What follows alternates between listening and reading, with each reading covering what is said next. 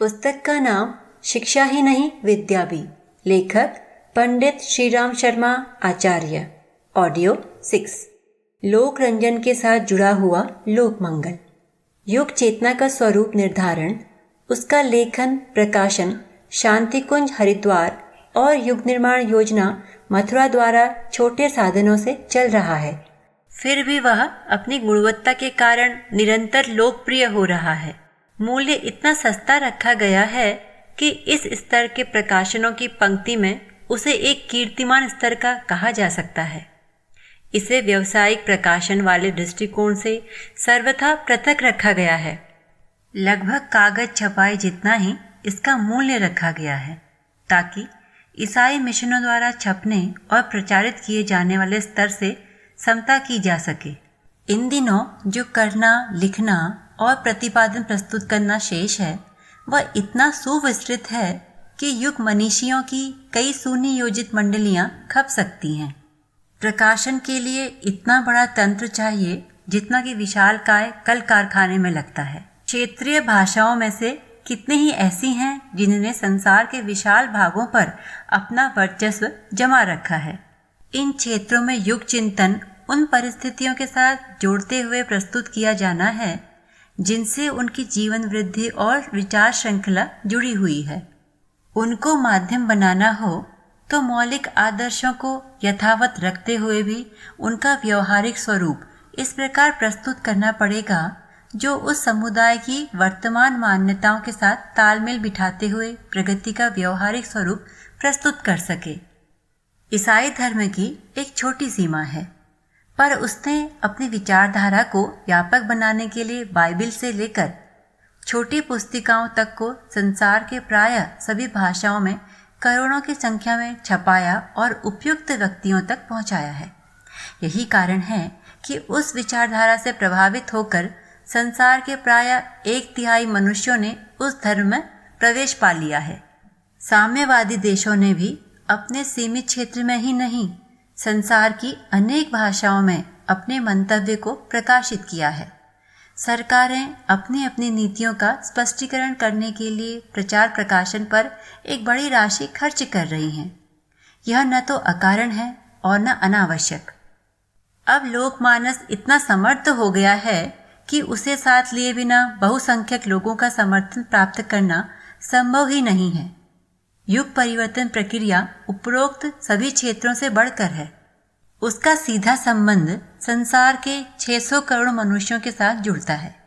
यदि विशाल समुदाय में नवयुग के प्रति उत्सुकता, श्रद्धा एवं प्रयत्नपरायणता उत्पन्न न की जा सकी तो पिछड़ापन चिरकाल तक अपनी हथकड़ियां, बेड़ियां कसे ही रहेगा।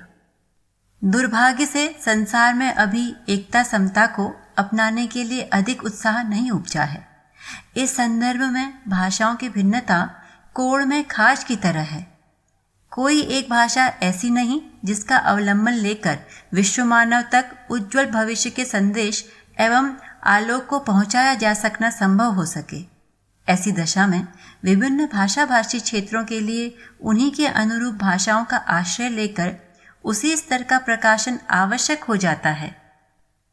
अब लोक चेतना को दिशा देने के लिए कुछ और सशक्त माध्यम अपनी प्रचंड शक्ति का परिचय देने लगे हैं।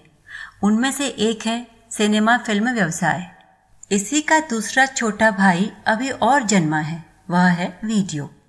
उनके द्वारा दृश्य और श्रव्य दोनों माध्यमों ने लोक चेतना को असाधारण रूप से प्रभावित किया है।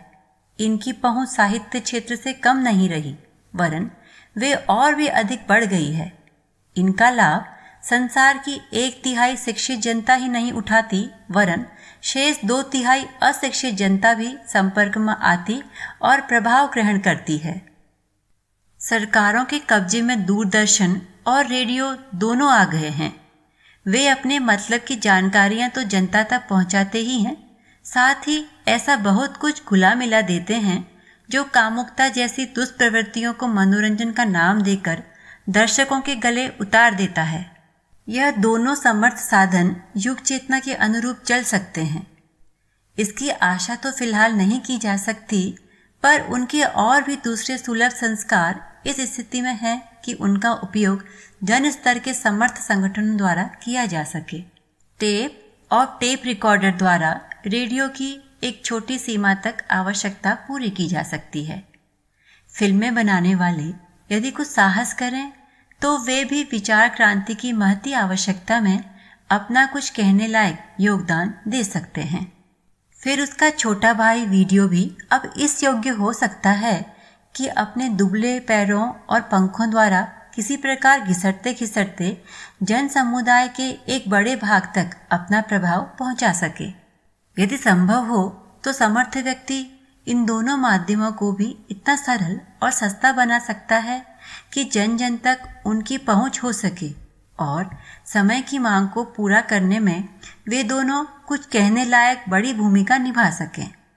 ग्रामोफोन रिकॉर्डर उद्योग और स्लाइड प्रोजेक्टर अब समय से पीछे पड़ गए हैं, पर जहां तक प्रचार माध्यमों का संबंध है वहां उनको भी पिछड़े क्षेत्रों में और पिछड़े समुदायों में अपनी भूमिका निभाते रहने में अभी भी उपयोगी बनाया जा सकता है।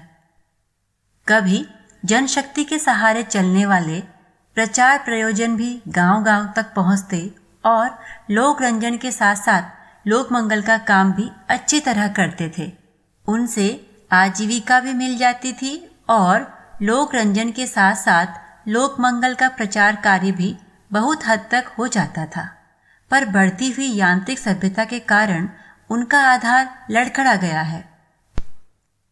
रामलीला, रासलीला, नौटंकी, संगीत मंडलियों, कठपुतलियों आदि के द्वारा कुछ समय पूर्व तक बड़ा काम होता रहता था और हजारों लोगों को आजीविका मिलती थी, पर अब ग्रामोद्योग की तरह उन्हें भी उपेक्षा का भाजन बनना पड़ रहा है। एक प्रकार से उनका अस्तित्व ही मिटता जा रहा है। गांवों में लगने वाली हाटें अपने थोड़े से उद्योगों को असाधारण रूप से प्रोत्साहित किया करती थी, पर इन दिनों की परिस्थितियों को देखते हुए कुछ कहा नहीं जा सकता कि अब इन सब का भविष्य क्या है। फिर भी यदि गतिशील प्रतिभाएं कुछ प्रयत्न करें तो यह भी हो सकता है कि वे माध्यम कुछ सुधरे हुए रूप से निर्वाह करने लगें। बड़े माध्यम जिनके हाथ नहीं हैं वे भी अपने संपर्क क्षेत्र में विचार विनिमय का कोई न कोई रास्ता निकाल सकते हैं। नाटक, अभिनय, लोक नृत्य आदि की सही व्यवस्था न बन पड़े तो इतना तो हो ही सकता है कि अपने से छोटों को किस्से कहानियां सुनाकर, आदर्श जनों के जीवन चरित्र सुनाकर, उन पर गीत बनाकर, खंजरी जैसे छोटे वाद्यों के सहारे उन्हें जगह जगह सुनाते रहने का क्रम अपनाया जाए। 8वीं दर्जे का विद्यार्थी छोटे दर्जे के विद्यार्थी को बहुत कुछ पढ़ने लिखने की सहायता तो कर ही सकता है। बड़ों को ना सही, छोटों को आदर्शवादी प्रेरणाएं देते रहने की दृष्टि से तो हम सभी उपयोगी सिद्ध हो ही सकते हैं।